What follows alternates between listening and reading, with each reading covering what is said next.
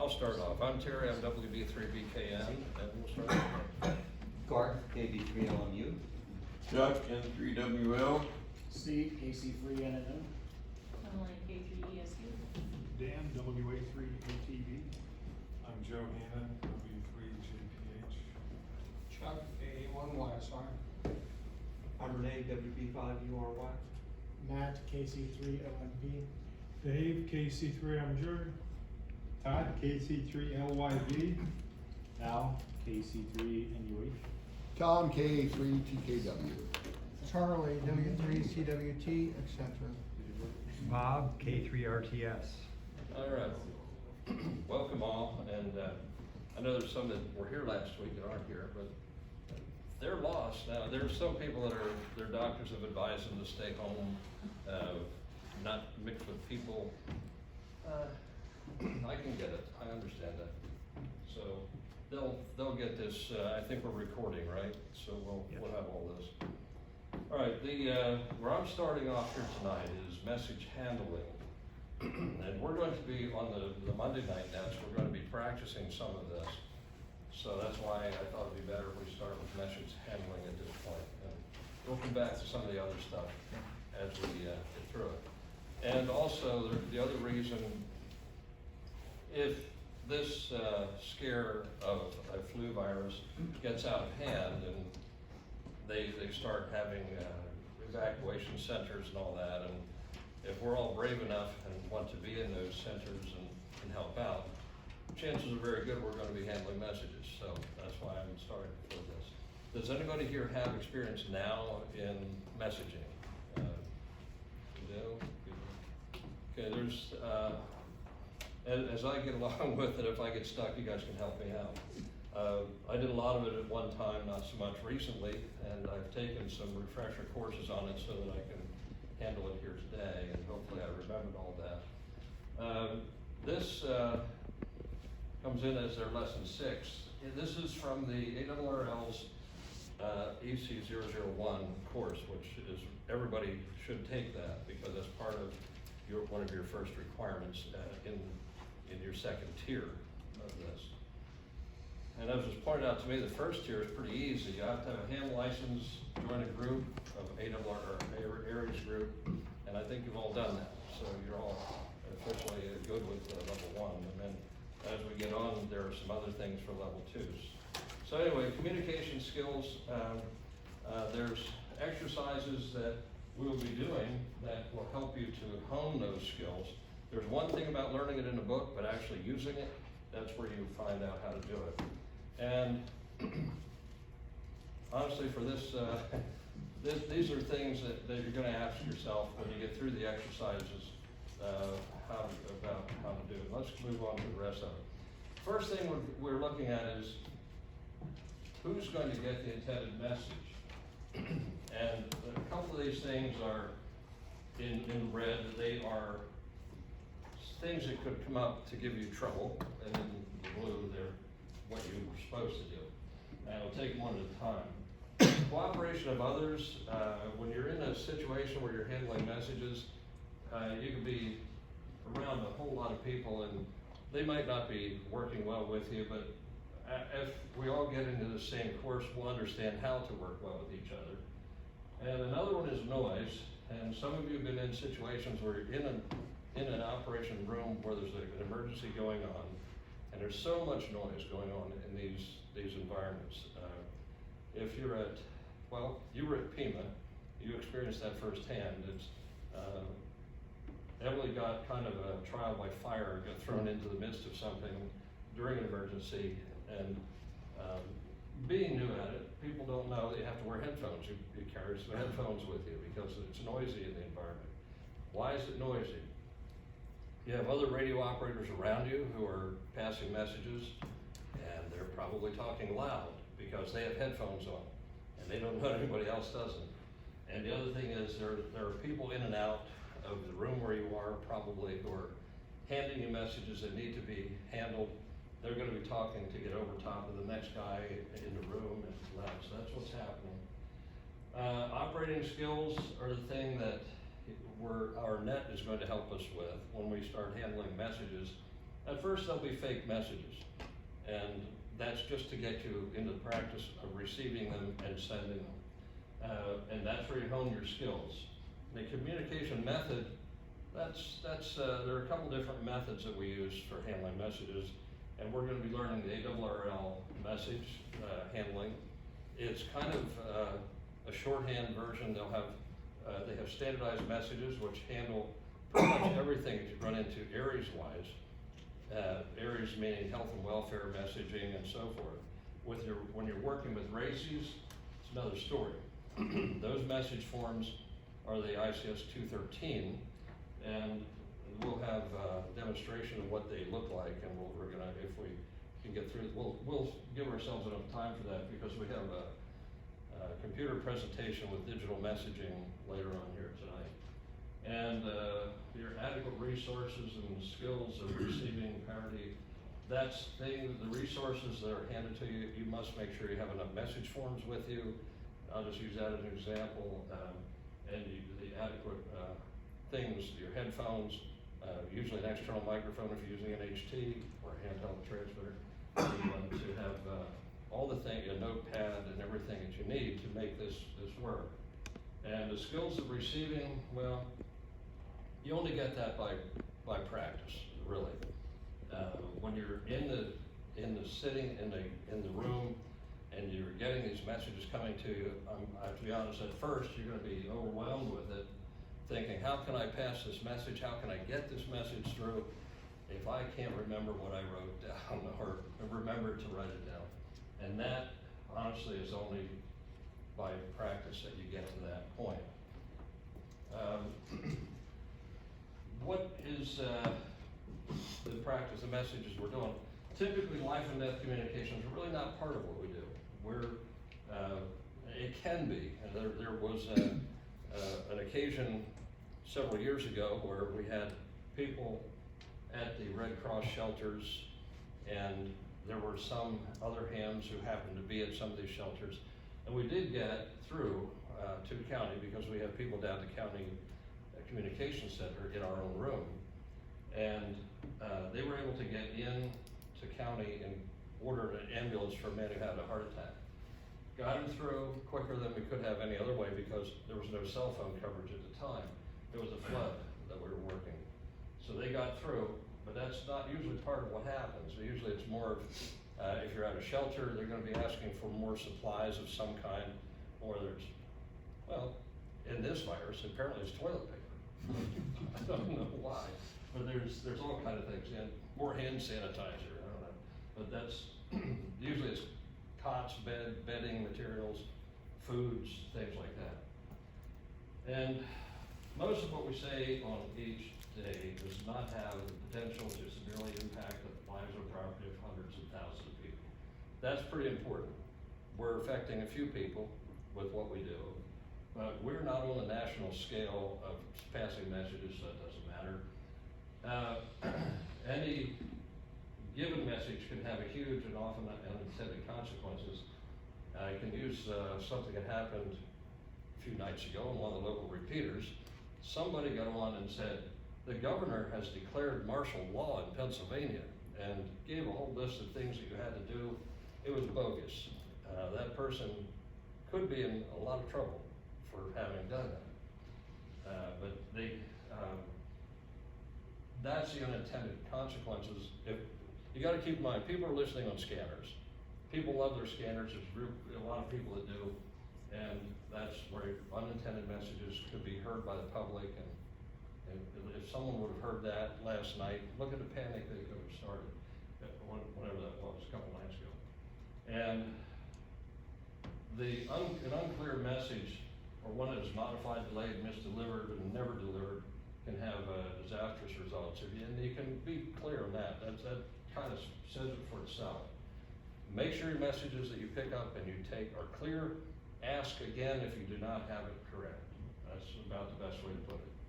And sometimes you'll find people will take a message, they'll lay it down, and they'll think that somebody's going to get it and handle that, deliver it yourself to where it needs to go to the next step. Don't rely on somebody else unless you have a runner with you who's going to take those messages And I know in Pima we had them, and we have them in county as well. You take a message, there's usually someone there who's going to handle it.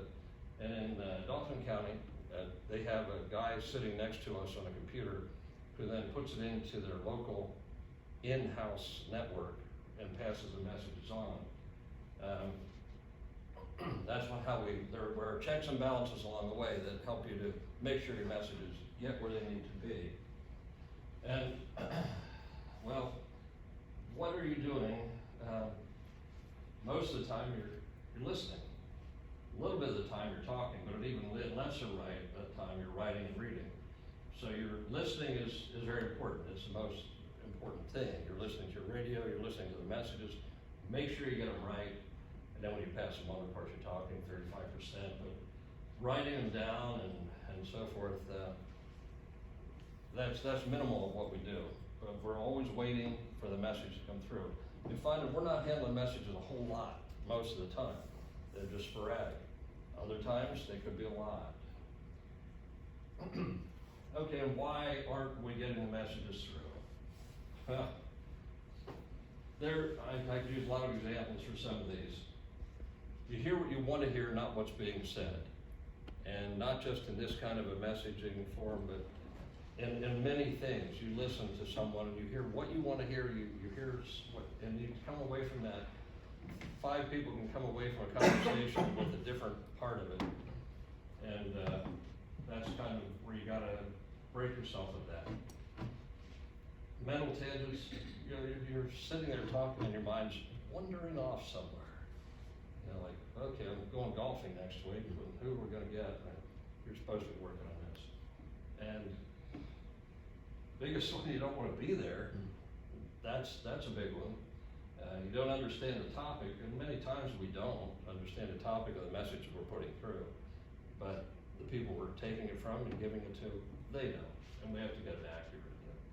Juggling, bored, daydreaming, don't like the speaker, forming a response, and too interested in physical characteristics. I don't know what that would mean. Depends who's teaching that is.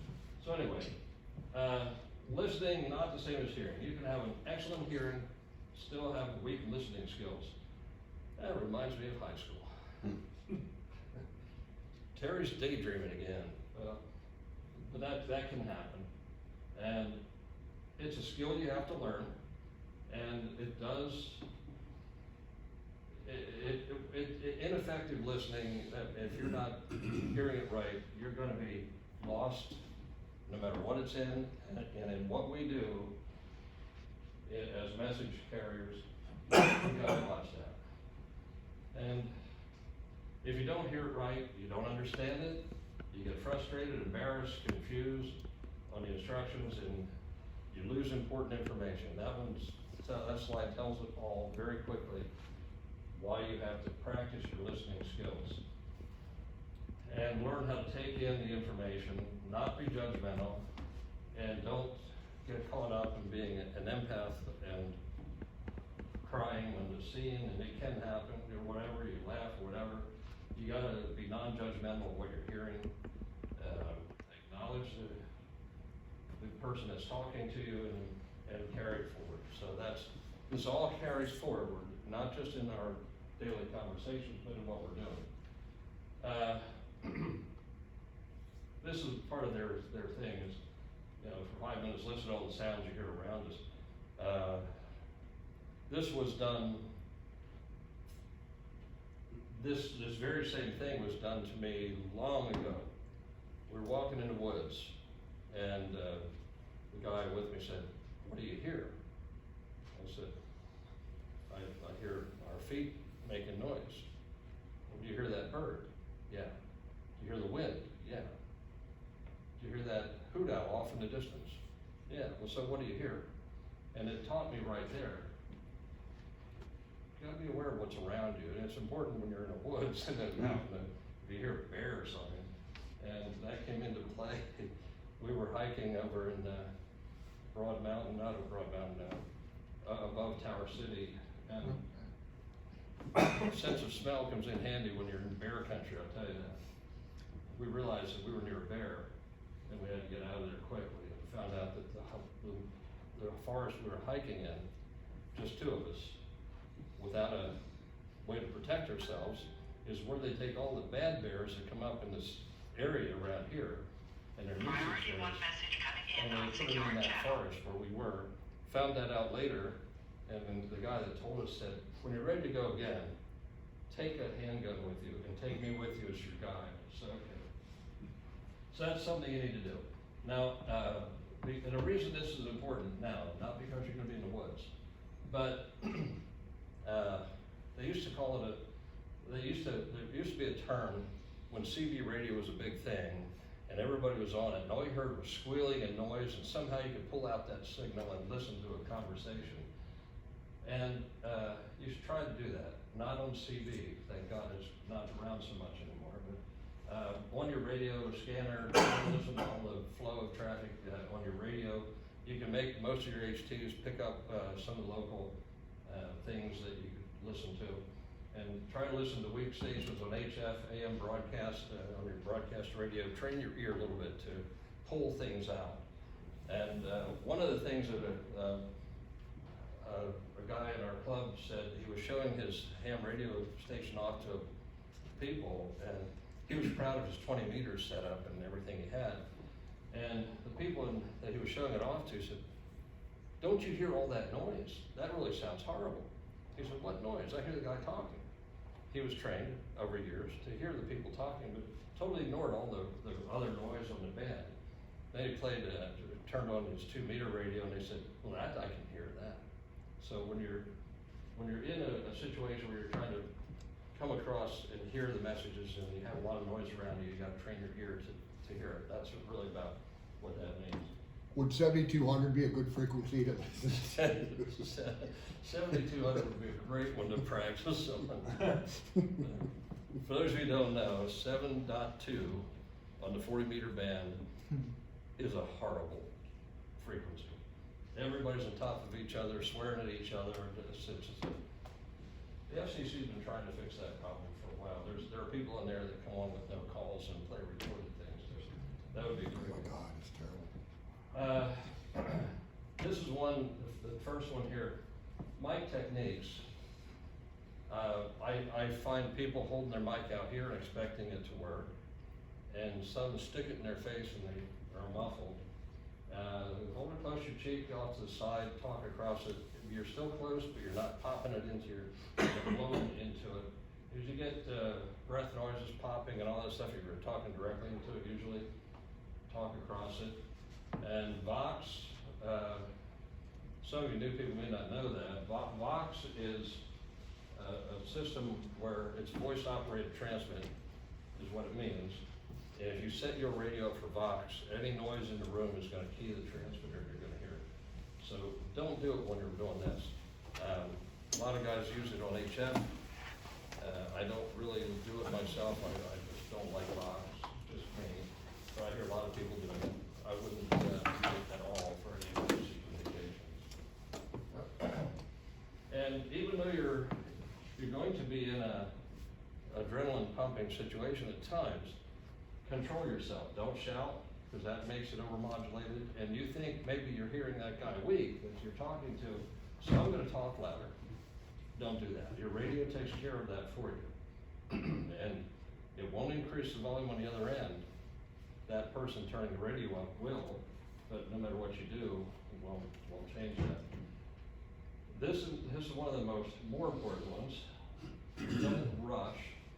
Don't use slurred speech. Enunciate properly, and make sure that each syllable is sounded. When I got into broadcasting, I had a German accent, we'll call it that. So there were those who called me by some funny names. And then I was taken aside and they showed me a Midland accent, they call it. And here I am today. Many years later, 40 years of broadcasting, and a lot of it actually on the air. So enunciate and sound the way as clear as you can. And that's the way your message will get across. It's difficult to talk to somebody and they are slurring words and being mushy, and you have to keep asking over and over, you have to say it right.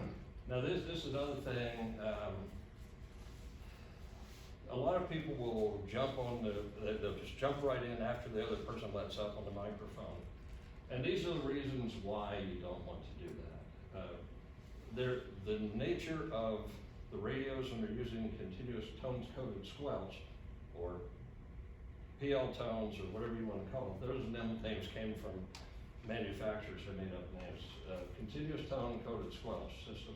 That is, it takes a brief half part of a second to decode that on the radio, on the repeater. And then it's got to kick it into transmit. And the transmitter has a little bit of turning on time. And if you hear somebody who's actually kicking it on, keying the mic quickly, you'll miss the first part of the call sign. And quite a few times, I gotta say to them, key it and then talk. Don't key it and talk. Key it and then talk. And that's the best way that I found to tell them about it. Otherwise, it doesn't come through. Leave extra time if necessary on any of the system linked repeaters. Linked repeaters, and there are quite a few of them around. You'll run into them over the country. Those take extra long time to come up. And if you're ever on DMR, that's a system of linked everything. And you'll find that people will key it and then wait, and then after they're done, they'll wait again a long time before they transmit. Pretty much you have to. And it's kind of like IRLP. Is that way? It's not as bad, Not as bad. but there is a delay. There's a delay. So they, you'll find that in your local repeater, so make sure you do that. And if you're talking simplex, keep the same habit. Well, here we covered this already. Pause between, so the other stations, emergency traffic can come on from time to time. In a net situation or passing messages, there could be somebody with a more important message, more priority message than what you're handling now, and you have to pause for a little bit. The count of 1,000 is usually enough for someone to get in and bring it up and get into the message, and then you can acknowledge and go on. Don't add superfluous things in the message, and just pass the message, the information necessary to get it across clearly, accurately, and the extraneous information could distract. It could get a misinterpretation and confusion. In other words, you don't want to say, and there's a couple things you want to avoid. You recognize the other person on the other end and say, hey, how's that antenna you put up that you were working on last week? And avoid that, because you're there to do messages, or you don't just say, hi, hey, we'll get together afterwards for beers. You don't do that. After the world's brought back from being ending. If you're the message's author, and if you're the author of this message, you can leave out a word. If you can leave out a word without changing the meaning of the message, leave it out. You don't want to have extra stuff there. And when we get into the ARRL messaging form, there's a certain number of words that is recommended that you don't exceed. And if you leave out words that aren't necessary, you can get the message across and do it. If the description of the item will not add to the understanding of the subject message, leave it out.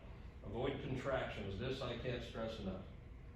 Words like don't, isn't, are easily confused. Say do not, is not.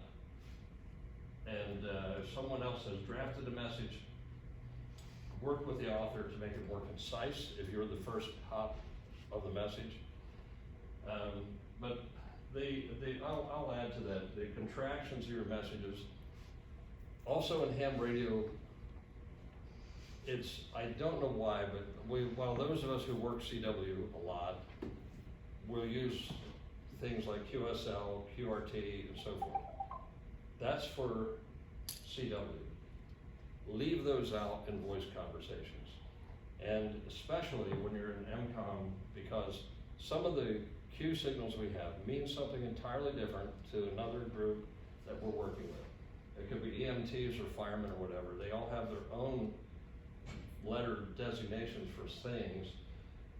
And if they're all talking in their little language and we're talking in ours, we can't communicate with one another. And this has been handed down, probably started 10 years ago. Plain language. Don't use made-up words that we use in ham radio. And while I'm on that, one of the whole thing of using CW shortcuts on voice drives me batty. We have people who will be talking to each other on voice and say, hi, which in today's word is LOL. So if you're talking to somebody in person, then you're not going to be using texting shortcuts in the conversation, like LOL or RM, what is it, rolling the floor, laughing my ass off. You don't be doing that. So you don't do it on ham radio with Q signals and all that sort of thing. And the idea of I'll cover this hi, which is laughing. And in your Morse code, you can't hear the other person laugh, so you type hi. Apparently now they're typing LOL, but that was because they couldn't hear you. If you have a microphone in your hand and you're laughing, they're gonna hear you. You don't have to say hi, unless you're deadpan. Anyway, if you wanna hear professionals, the police and fire dispatchers, air traffic controllers, all this, they are very clear, concise, professional. And if you wanna hear some of the best ones I've ever heard is York County, if you can find them. There are a lot of apps for it. They're not yelling, they're very calm, they're very deliberate, and they're incredible. York County, you get to hear them a lot because I'm in York a lot. And there's a lot of crime in York, so you get to hear them. So, we tried to wait for you.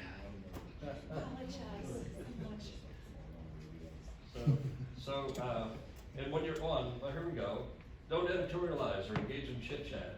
In an emergency, it is no place for, hi Larry, long time no hear. Hey, you know that rig you were telling me about last month? Don't do that. It's a non-essential conversation, stay away from that kind of thing. And say exactly what you mean. Non-specific language can lead to misunderstanding, confusion. Yes, it can. And communicate one complete subject at a time. Don't jump around. Finish your one subject, move on to the next. You can easily get overwhelmed with some of the things that are going on. And you have a stack of messages that you want to give to the same person. Do them one at a time. And if you're sending a list of additional food supplies needed, keep it separate from the message asking for more sandbags. That's flood situation. Somehow we'll get the food and it'll be sandy out of it. And the chances of that our two requests will have to be forwarded to different locations, that's exactly why. And if they're combined, it's going to get lost somewhere along the way. And so you keep in mind, each message goes separate. Here we go, common language terms and definitions that can be understood by individuals from all responder disciplines. And the intent of plain language is to ensure the clear and accurate communications of information during an incident, period. That says it all. And that's in the compliance metrics, and that's what's instituted, I would say 10 years ago, it could have been longer. You've been in this a little longer. Is it always been plain language, or is that something? Always, yeah. I ran into it around here some time ago, but it makes sense. And yeah, here we go. If you're talking to the other people, and this happens at county level and PEMA, we have people from all over. We have in PEMA, for example, you're going to have alcohol, tobacco, firearms. You're going to have every branch of the military service and many different law enforcements, and they'll have their own pro words that they've used, and avoid them because it'll just cause confusion. And there are some exceptions. The pro signs, such as clear and say again all after, which means, okay, I got it up to this point, and say all after sandbags, and then they'll finish that. So that's what that means. If there's part of the message you didn't get, or you can say it again. And that's, that again should be all plain language. Now there's an ICS wide fundamental. These are necessary, and they're standing operating procedures, and incident command system is what ICS means. And there's a common dialect for describing the who, when, why, where, what, and how of operations.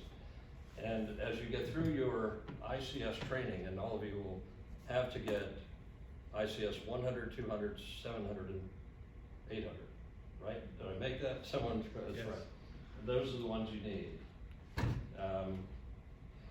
They will, and that'll give you enough to understand the flow of command and the way this all works, and how you get through it. Well, here's some examples of not all plain language meaning the same. California Highway Patrol requests backup when they need it out of their office or an emergency. They request assistance when they want a cover unit. LA says the same two words, but uses them in exact opposite meaning. Priority 1 message coming in on secured channel. That's Majel Barrett from Star Trek. So turn it down. And that's the kind of stuff where plain language comes in, because you have to know who you're talking to. Backup assistance is different in their case. Avoid phrases that carry emotions. And again, York County's great for this. I am amazed at how they handle things. I don't get to hear Dauphin County as much because I'm not in a fire station in Dauphin County often, but I'm in a fire station in York a lot. Most emergency situations are emotionally charged already. You do not need to add to the problem. Horrific damage and people torn to bits. Can you imagine that coming over the radio? Well, significant physical damage, serious personal injury sounds a bit less dramatic. That's, you have to gauge what you say to not create panic. And certain words may not be needed. Like the best way to ensure that it's understood is to spell it. Spell the words using letters, and it might still be understood. This is where proper phonetics comes in. Phonetics, anytime a word has an unusual or difficult spelling, or may be easily understood, use phonetics. What are phonetics? I know that you all are familiar with it somewhat. This is a proper way of saying it. Standard practice, say the word first, I spell, and then spell the word phonetically. If it's, well, we'll use the name from, do you remember Barney Miller, TV show, some of you are too young, Wojciechowicz. They always said, how do you spell that? Just like it sounds. Okay, so Wojciechowicz may have spelled it a different way from what I would have spelled it. So that's how you spell it, with the phonetics to make it work. And then you'll know how to somehow spell Wojciechowicz, a name that I've never been able to spell. Phonetic alphabets. Most hymns and some public safety agencies use the ITU phonetic alphabet. Military uses APCO alphabet. And some people make up their own phonetics. Right, Dave? Yes, I do. He does. So Dave and I joke back and forth about that a lot. And my call sign doesn't lend itself to cutesy phonetics very well, but one guy came up with BKN, meaning Burger King Nerd, which really doesn't fit me much, but that's the best that anybody's come up with. So anyway, all this making up your own phonetics doesn't work because they're not universally handled across the plane of things. Here's your phonetic alphabet as it comes up. I was working in a nightclub back in the mid-90s, and the security guy comes up to me and he hands me a license plate number. He says, announce this license plate number. And he was ex-military, and I announced it phonetically, and just exactly the way we would do it here with this, and with the numbers and so forth. He pulled me aside and says, where'd you learn how to do that? I said, I handle messaging in amateur radio. Oh, so he was sure I was one of the ex-military radio men, but I was not. And some of these, you're going to hear handled wrong all the time. One that drives me nuts, and little things get under my skin. Kilowatt, it is not kilowatt, it's kilo.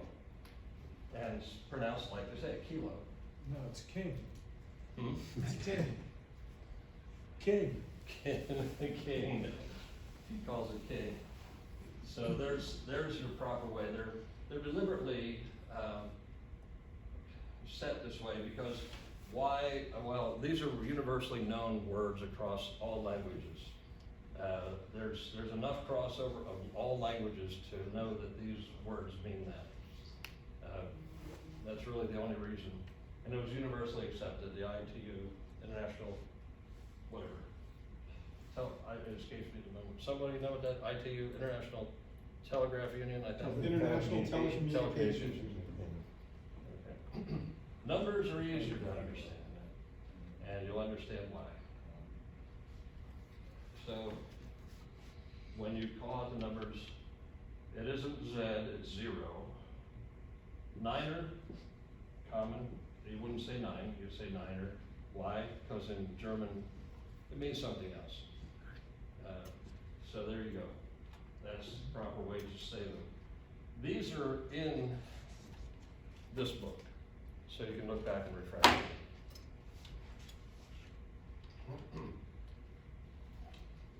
This one we don't use. But there you get another look at a different one. Quebec, it's not Quebec, Quebec, which is the right way to say it. And it's not good, it's golf. So different ones that I hear all the time. Procedural terms, they'll save time. Everyone understands that precisely what's being said. The procedural words or pro words are used in general communications, others while sending and receiving messages. Here are some of them. And on Morse, you see the SK silent key or clear in voice. It ends a contact. In CW, SK is sent before the final identification. And over, go ahead, out, standby, and Roger. These are used, and they're, again, these are in the book. You can go through and see how they're used. The 2 letters are sent as 1 character in CW. Most of you will never ever have to do that, I'm sure.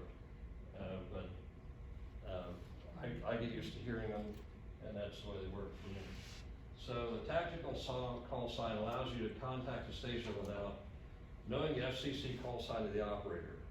And we'll say, for example, Lower Paxton Fire will be, let's say maybe the designation of a station in this building. And identify the station's location or its purpose during an event regardless of who is operating. That's the purpose of it, and have a meaning that matches the way in which the served agency identifies the location or function. Now it could be, we could be Lower Paxton Fire here, and you could be I-81 crash, for example. That could be two identifying tactical call signs. The reason for it is you can make contact back and forth and you do it. Identify properly once when you're every 10 minutes. You can say your call sign once, but then use tactical because it's quicker. You don't have to know who you're talking to. You just have to know the location of where you are and who you're talking to.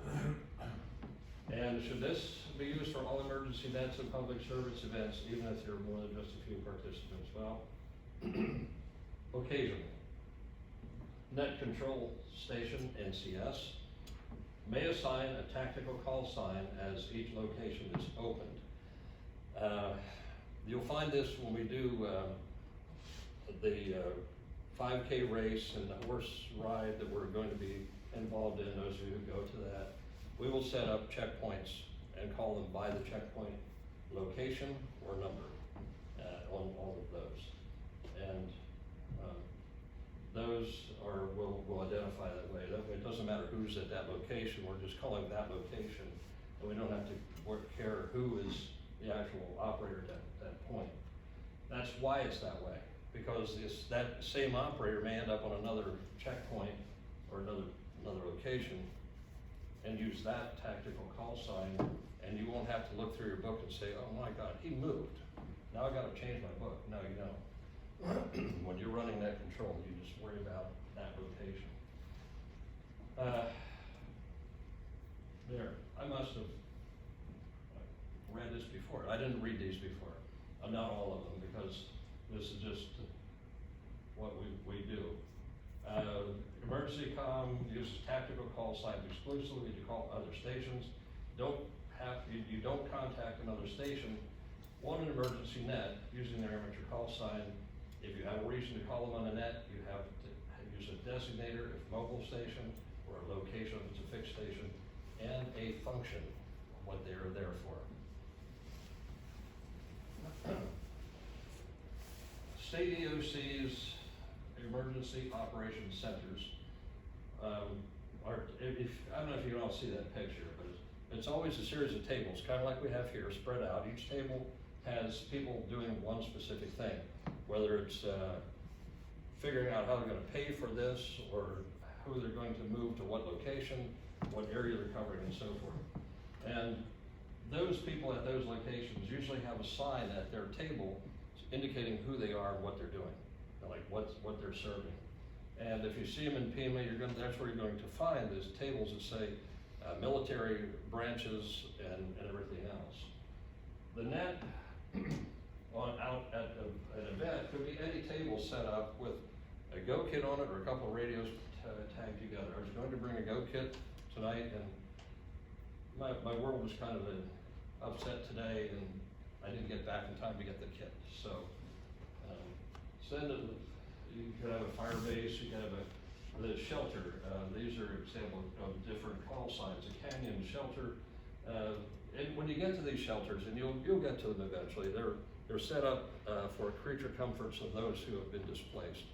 And our job is to, as ARES, is to help them to get the creature comforts or medical needs that they have at that time. SAG, forget what that means offhand, but that's your SAGs. These are mobile units that are out traveling about, rest stops, and harbor view. That's another one of their tactical call signs. So, examples of what you may run into. And, okay, we're coming up on an hour. How much time do you want to do for the digital? 5-10 minutes, really fast. Okay, so we can, We can do it another time, Terry. What's that? We can do it another time if you wanna go with this. Well, you'll get tired of me here in a little while. Road rally operations on the site, example of tactical call signs. And these are kind of what we're going to be seeing with 5K races and so forth that we're involved in. Now, there are some other 5K races coming up and some other longer races that you had talked to me about. And we'll go over them here in a little bit, because these are opportunities for you to get out and do things and learn from them. They're great opportunities for you. And there was a time I used to say, well, I don't have time for that. Well, a lot of this stuff happens on weekends, and that's why, that's where I make my bread and butter, is on weekends. Like Friday through Sunday night, I'm doing gigs and traveling to do them usually. And it makes it pretty much impossible. My days on Saturdays, if I get to bed at 4 in the morning Friday night, by Saturday morning, I'm up by 10 o'clock and out the door, and I'll be gone until about midnight. Crazy, people getting married, wanting DJs, but that's the way it works. So that's why I can't be physically at a lot of these, but you'll get trained enough that, and there will be trained people with you at these events to see it. The 5K race coming up in May, I'll be there in a different capacity. I'll be doing sound and announcements for it, and I'll be there to help people learn, but we have people from Upper Dauphin County who will be there. They have a fire show they're going to on Friday, and barring any emergencies that they may be called up, they are fire people. They'll be there to help us get through the 5K race, and you'll all learn from some very experienced people up there. Now, the Northern Dauphin County people talk a little funny, maybe you're right. They're good people. Okay, a couple of examples on a relay operation, mountaintop, and it's normal for this to have someone at the top, the highest location, who can hear everybody. Sometimes we'll put up a portable repeater at these locations. Portable repeaters can be anything from 2 HTs, which is handheld walkie-talkies, or two mobile units tied together through a controller. We used to do the chocolate chase race back in the late 70s, and they came to me, and the gang came to me and said, build us a repeater controller. I said, build a repeater controller.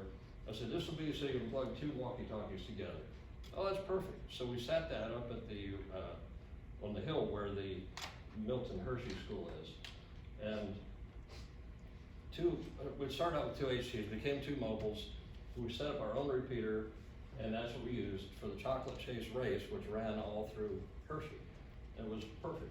So that's what you're gonna see, maybe one of them called mountaintop. Service, chair, start, midpoint, spectator, finish, safety, advance, pace. Pace vehicles, at every race, you're gonna find somebody, whether it's on a golf cart for these races or a motorcycle or whatever, you're gonna find a pace person. Sweep vehicles, they're used for these specific things throughout it, and timers, obviously check the time. Other locations could have any variety of changes through the names. And tactical call signs calling back, net aid, or just aid 3, whatever, that's tactical examples. And calling them, you say, aid 3, priority traffic for Firebase 5, to the net control. Net control, this is aid 3, priority traffic for Firebase. They left that part out. Net control will answer back and call Firebase 5, call aid 3 for priority traffic, then those two will talk together through that repeater. They're always, you can't get on and call somebody without calling net control. Very important. And I think for next week, we're gonna learn a little more about net controls and how to handle nets, because that'll be coming up as something we're going to practice a little bit too on the air, on our nets that we use. And here, gives you a couple of examples. You can read through them of how to call. Team 2, this is Sarbase. RTC command, this is SAG 21. That's calling a station. You tell your name first and who the name of the people you're calling first, and then end with your call. Just like you would if you're calling somebody on ham radio for anything. And you always make sure you identify yourself at the end of it, of your calling out. And then the different responses you'll see coming back. There's too often I hear people who didn't learn basic ham radio skills early enough and they develop bad habits, and they'll say the other person's call sign and not say their own. And it's to anyone listening, it would sound like they're calling themselves by the other person's call sign. You know, it's like if I were gonna turn it over, for example, and not do it properly, I'd say W3 ZTB. And then he would take it, well, not correct, it's W3 ZTB, this is WB3 BKM over to you. And that's the proper way. And so that carries through in this too, where you call and your sign is last.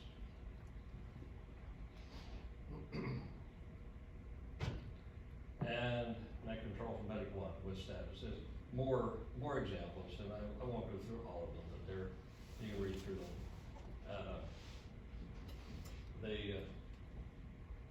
They're all basically the same idea. And spotter IDs, I see they come out with weather, which is something else I'm going to touch on here very briefly. We're working on getting a Skywarn spotter class for here.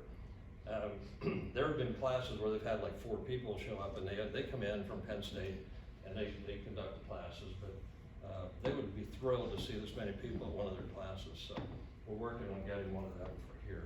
There are several lined up for right now, none of them I don't think in Dauphin County that I've seen. So we're working on that one. And more on tactical call signs. So there you just see more of the same thing. The net control station and SAGs, net control from SAG 2 with traffic from Medic 1, really is the way you say it. And it gives you some examples. These are not in this, but when you get into taking this course, you'll go through this. And just think, you'll be able to breeze through section 6 now when you start taking this course. And this course from the ARRL is a necessary course. And on the paperwork, they tell you it takes 40 hours. And one of the guys took it in like, I think he said maybe 8 hours it took him to do it. Maybe he's a savant, I don't know, but it does work. And here again, if you give your FCC call sign as you complete each exchange, it doesn't mean after each transmission. After you get the message across to whomever, then you give your call sign. That's about it. So, and then here we go, we'll do completing a call, and then we're gonna turn it over to we're gonna learn a little bit about digital. Digital becomes a very important part of what we're doing. Okay. A3, WB3BKN, Internet Control.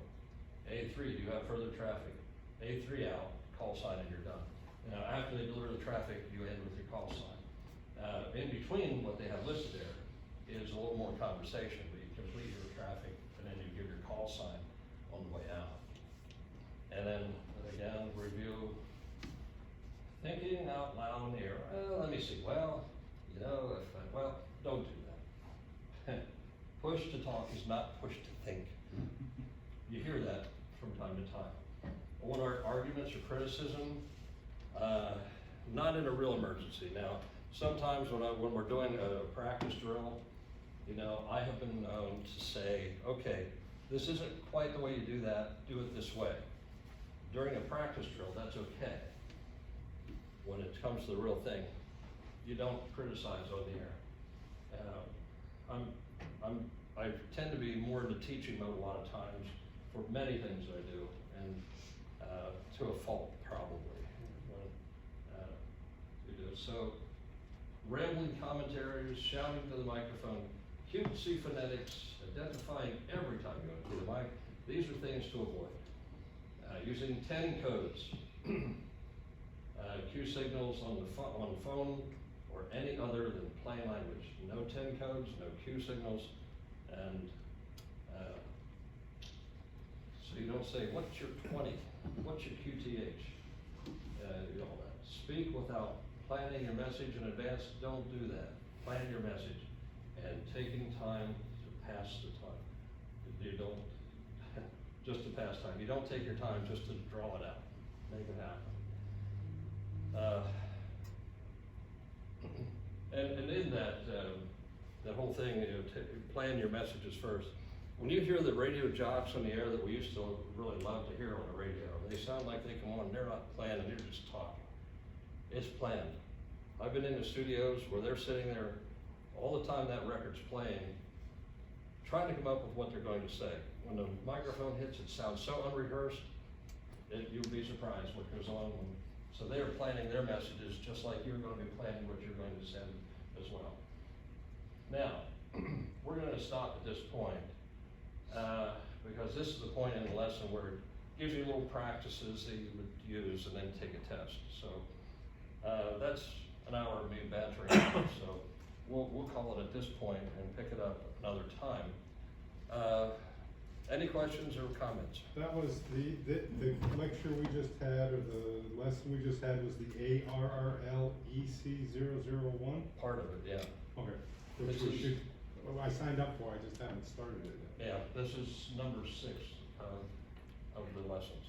Like part 6 or chapter 6 or number 6? I think they call it lesson 6, I'm not sure. So this, I have the whole thing. I have everything, and I picked this out because I wanted to talk about message handling and nets and stuff today. We'll eventually get back in order, so we can take it in order. And after we're done with this, you can take the test and probably pass it if you retain it. But it would take a number of sessions to get through it, the whole thing. Anything else? Okay, now the events, mention them that you were talking about. So there's 3 events coming up. One is the World's End Ultra Marathon, Black Forest Ultra 100 in the eastern states. The first one's on May 30th, so W3TMB is looking for two more victims. Volunteers to do that, and then the Black Forest, he needs 2 more victims. Obviously, he's looking for like more than just 2, but it's minimum requirement to meet the safety levels to hold the marathon with that many people running. They need the minimum, so. And where is this Black Forest? I know the other one, but not this one. Where's this one? I didn't bring the one with the memory with me today, so. It was on the, Waterville? Waterville. That's North Pennsylvania? Yeah, I've been to Waterville. I didn't know there's Black Forest there. 17776 is the zip. Ah, Can't get anywhere in Pennsylvania without a zip. that's right. That's central north, I'm sure. The only one I knew was in Germany. But, okay. So those, if you'd like more information, see him about these. I think it'd be great to get people, if they want to travel a little bit and do these, to be involved. No matter what your level of training, with some of the stuff we went over here now will help you. And they'll pair you up with someone who is more skilled to teach you. Now there are times you'll run into people, and Charlie here had a bad experience a few years ago. Got hooked up with people who were not really good at teaching. They were what I would call newbies.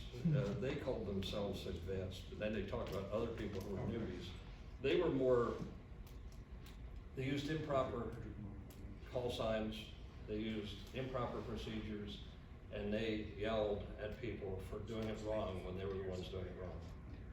But they come from a club that's not too far from here, who boasts their membership as being a large number of people, but it becomes people who are not trained teaching people who are really new, and they're not trained properly. So that's one of the things when it comes to clubs that you join. I think it's, everybody says, well, there's a bunch of old people in that club. We don't want to join that one. We want to be with young people. Those old guys have been through a lot, and they know what they're talking about, and that's where you want to go and learn. And then bring young people into a club where they can learn properly, new hands into where they can learn properly. And then us old guys can sit back and play radio later. So one of the things that has changed in the time period that obviously since I began this was a long time ago. Digital communications has become paramount. There was a time we were all saying, you know, if there's only a way we could get this message in this form to there, and we said, why not a fax machine? And we tried all kinds of things. Enter FL Digi. So where do you want to set that up to show it? Anywhere up here? Yeah, Okay. I guess, they won't be able to see it. Do you have 2 computers? Okay. We're going to set this up with, if you want to do it now, let's go wherever. And we can plug it into the screen, I guess, if you want to see it. It's probably a good idea. You're in charge of that. Okay, we'll plug it into the screen. FL Digi has come a long way since it was entered long ago. It covers many different forms of digital communication. It also has forms for the ARRL and the ICS 213 forms and everything integrated into it, so that you fill them out and hit the send button. It has parity check, so it'll check between the sent and received until that message is where it needs to be the right way. It's called digital communications, but it's audio. And audio, digital is nothing more than on and off and tones that are sent over. It could be FM, it could be single sideband, it could be AM. And those things, okay, which one were you gonna want to have on the screen? Doesn't matter, one's gonna send, one's gonna receive, so whichever. Yeah. Let's put it on the receive line. You can pull it from the projector and, oh, here, pull it from this one. We have this kind. Probably not. Oh, maybe we do.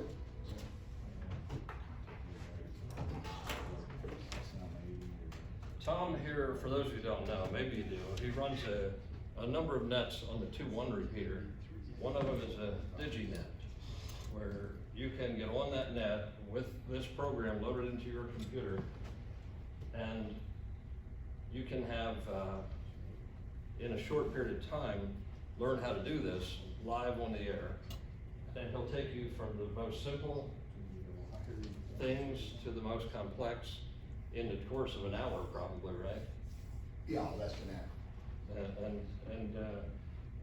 He's doing a great service to the community and the amateur radio in general, because this is some of the things that were never touched here.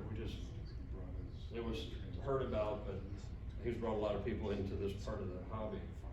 And the ARRL in their training and so forth came up with protocols and the way this is used, and it's all from those who have used it. And it's recommended that we, in fact, for some of the levels, you have to show your proficiency in digital communications. And for those, I guess some of the people that you've talked about this over the air are in this room probably.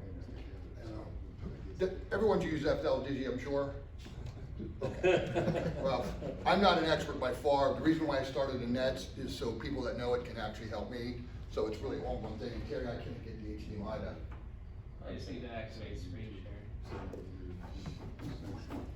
share. Basically what it is 2 FL Digis with FL Digi messaging. And you can pick any digital mode from PSK31 to MT63, it doesn't matter.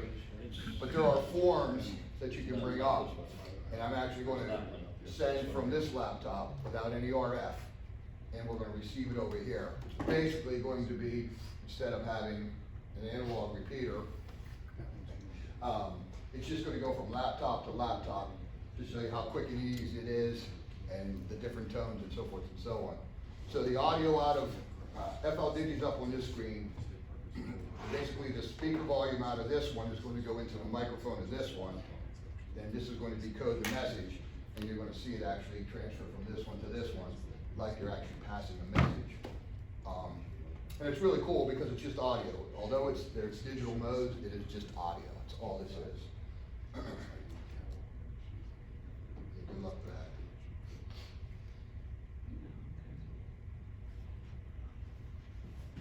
I do have the old school. Do you have a VGA? If that doesn't work, try this. And if anyone actually wants to learn FL Digi, like Wednesday nights at 8 o'clock, we run a net. I think we're up to like 16 or 18 checkouts. In 5 minutes, all you have to do is download FL Digi. That doesn't fit. And in 5 minutes, well, that is fossil there. In 5 minutes, you're going to be able to receive any digital tone that we're saying over the repeater. That's a sure. And 2-1 goes pretty far, so I don't know how far you guys are out of here. So if ever you want to actually listen to that without really getting involved, if you want to come in Wednesday night at 8 o'clock, not good? No, I'll go, I think I have a VGA out here. And pretty much, I start the net very slow at BPSK 31. It's a very stable digital mode, and I just send a simple tone, my call sign or some this and that, and we make sure that everyone is up and receiving that. And once we get everyone up and receiving, then we go into the faster modes, then we go into the picture modes, or then we can go into FL messaging. Yeah, look at that. Perfect. Well, we only need one. That's fine. That's fine, I can just flip it around the other way then. Yep. Send and receive. And pretty much like Terry said, I'm not kidding, we've got, I don't know if anyone's actually on there, but in 5 minutes, I just run you, you'll have this screen up here, I'll run you the bottom line right here. You set up all these right here. And then you're basically gonna be able to send and decode any digital mode out there. Now,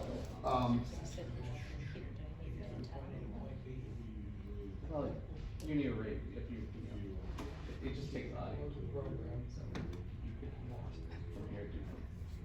I'm just gonna put a real quick one in here because I know everyone wants to get out of here, including myself. You have a way of putting in your radio, but it's really simple. Took too long, Terry. Did it work? Well, yeah, we're only gonna, I switched I'm just the gonna last. show the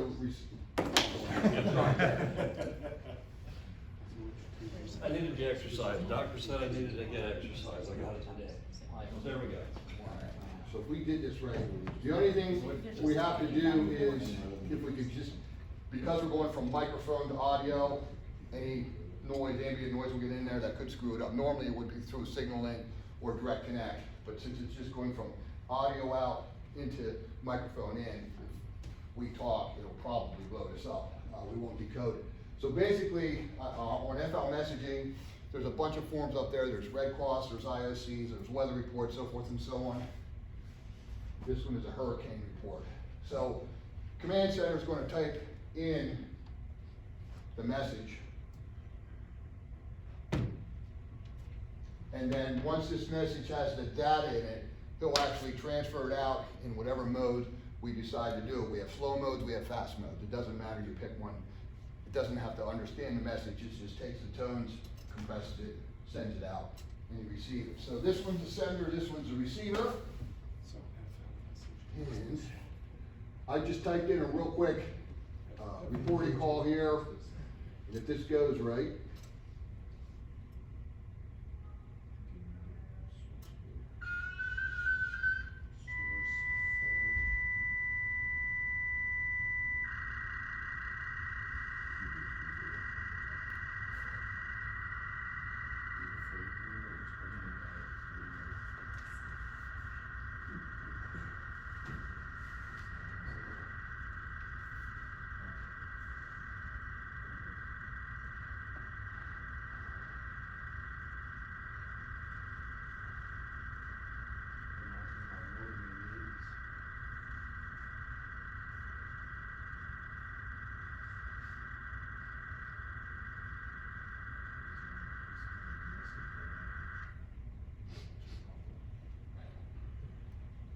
okay, if we did this right, basically this form, and whatever one it is, it could be a weather report, a hurricane report, a first,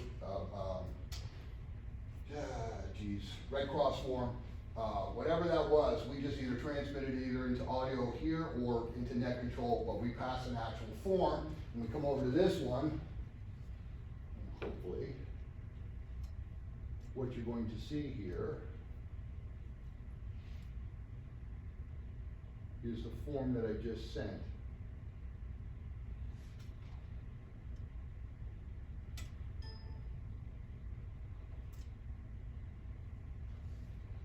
Okay, now, doesn't seem like much because I cut corners real quick, but this is actually a hurricane request report, and I just threw in my call sign, I just threw in some miles per hour, blah, blah, blah. I didn't bother filling this in because I know we want to get out of here.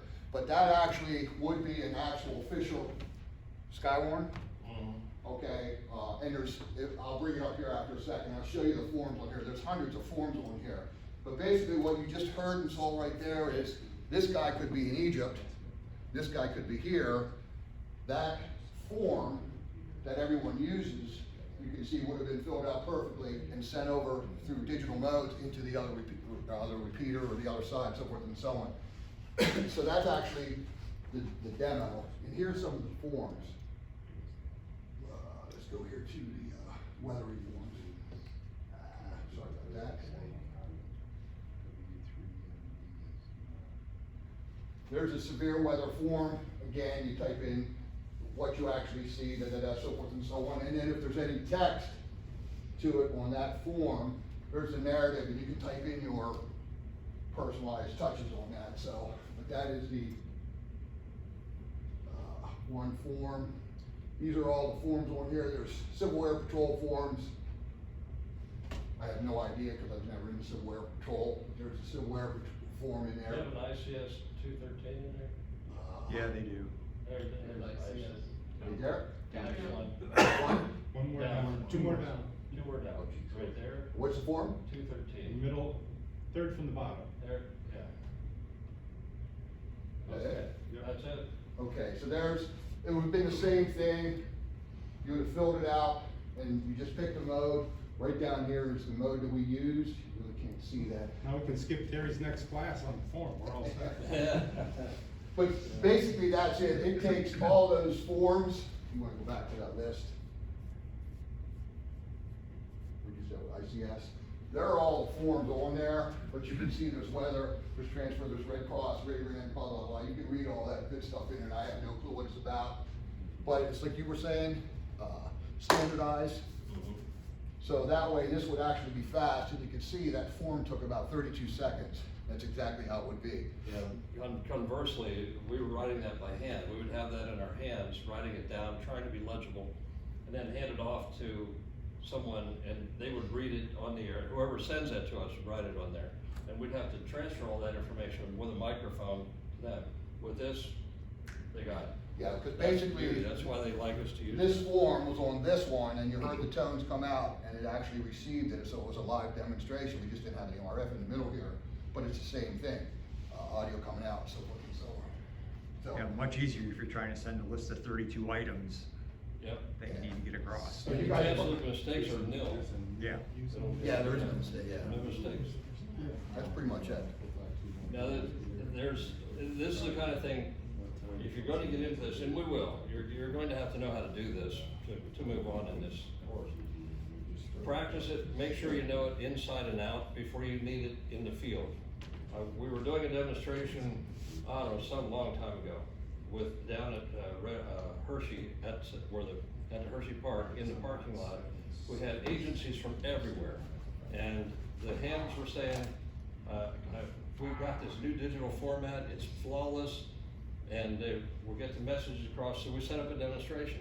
It took over a half hour for them to figure out what they were doing wrong and get that message over there. I said, I could have walked over there or crawled and had that message across the parking lot. Well, you don't understand, this is better. It wasn't better then. But with the help of people like Tom, we're all getting into this, and we know it, and it becomes, you know it by rote before you take it out, and you're good. So you can transfer messages quickly. And So, real quick, I'm just gonna send the CQ brag tape.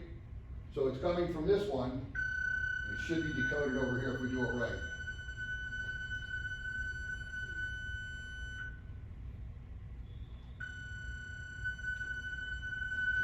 So now it's actually keyboard to keyboard.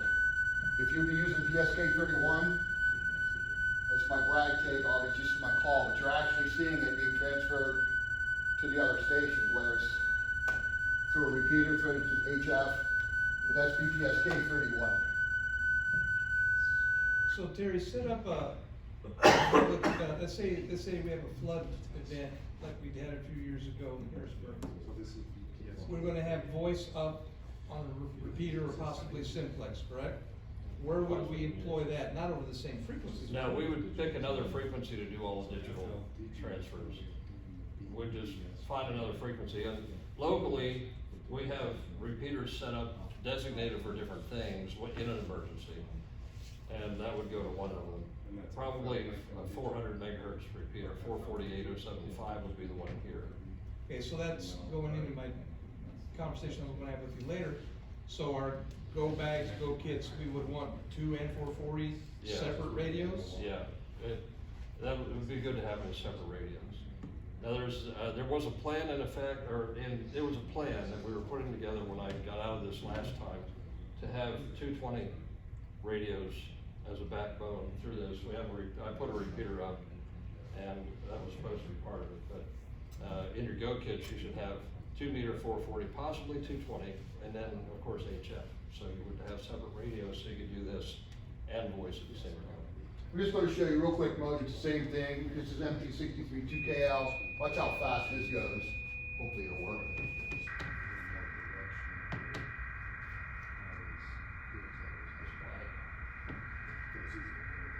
That's fast. Yeah.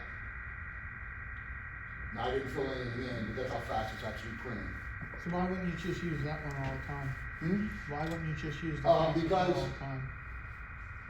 You'll find out that the faster the speed sometimes, now these are internal modems here, your modems won't decode it. So then you have to go to either a signal link or a faster one, so forth and so on. So usually like BSK31 is, yeah, it's slow, but it friggin' works, you won't have any problems. This one here is one of our favorites, and then I'm out of here. If you ever want to see this, this was from World War II. This is the Germans that used to use this. It's called Feldhell. Yep. Or two.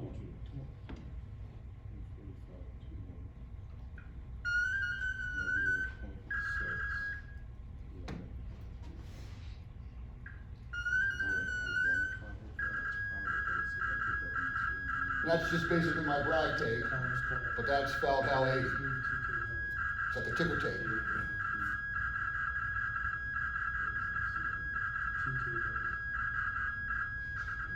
And you can see, yeah, you can see there's ambient noise getting in there, so forth and so on. But that's one of our favorites on the DigiNet. And you can send pictures too. Pictures are really fast also, but we don't have time for that.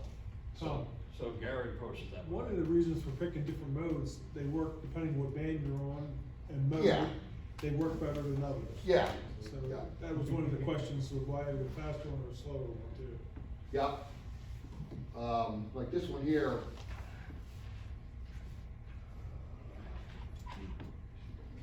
It helps to know all of them. It's all within one program. It used to require a lot of external equipment to make this work, and with today's sound cards, it doesn't. You just need to connect it, solder some wires together to make it fit your radio. But also, even before this program, you had to have a lot of different programs too. Yeah. For the different modes. Yeah. This one here brings them all together. I tried wiring them together, like you said, and I had the fire station siren going off. So that was you, huh? Yeah. So once a message comes in on the software, we also have to have printer support at both ends. Have to what? Printer support, or a capability to be able to hand it off the message. Yeah, or pass it on to another digital person. Sometimes we're relays within a message, but it's good to have a printer to print them. Well, that's FLDG in the fast mode. It's really cool. It's neat, and pretty much anything, you can go keyboard to keyboard. You can go forms to forms with FL messaging. There's a lot more to it than what I'm showing you. He's already taken a microphone and held it next to the speaker That's how I and run my transmitted nets. it that way.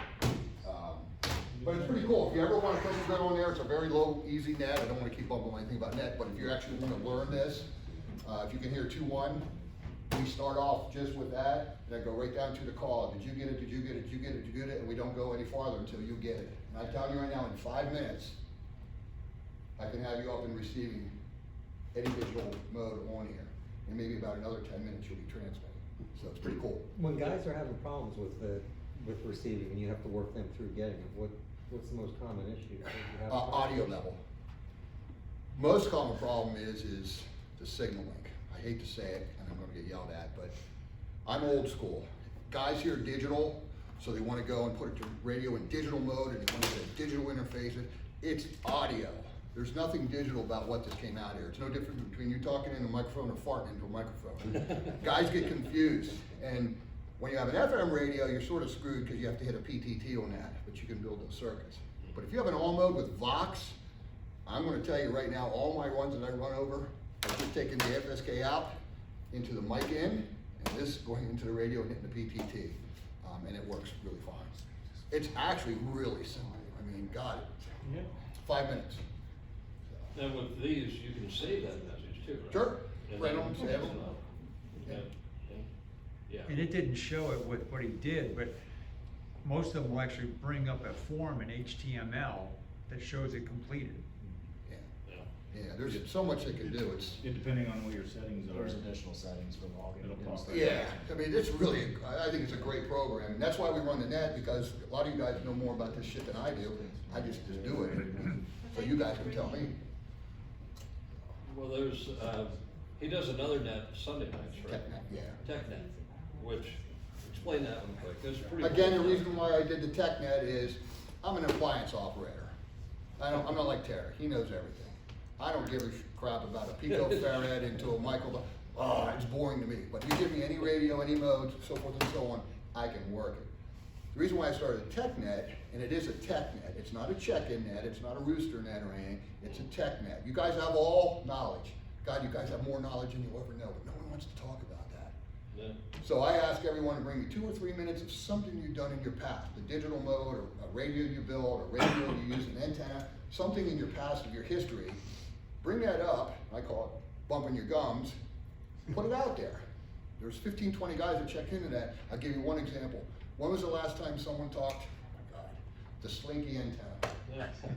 Remember that? That was brought up on the tech net. Me and Taryn made one, remember? Yeah, we made it's like, here we go, a guy just brought up, KZK brought up the slinky antenna about 6 months ago. It's like, my God, that's. You know what I found out? The plastic slinkies don't work very well. See, now I'm not smart enough to figure that out, so you would, so that's what the tech net's about. cheaper. Yeah. Why, cause you got the rainbow color. What's that? Why, cause you got the rainbow color. That would have worked, yeah. Well, thanks, everybody. That takes us up to about 8:30 in there. Any comments, questions before we cut out of here? Who do I turn my gas voucher into? Now, something that, I got this email today. Everybody's afraid of getting the virus, so they've asked that we not have public meetings. How do you all feel about that? I'm okay with coming out. This is private. Don't come out unless Just have private meetings. Private meeting. Terry, I think it comes down to if you listen to CNN, Bloomberg, or MSNBC, we're all gonna die. But if you listen to Fox, they're still gonna tell you that you use common you're sense. sick, stay home. Can I try an experiment? What's that? Can I try an experiment?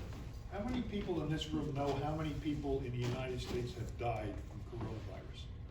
And few. The last I heard was 12. How many? Well, what's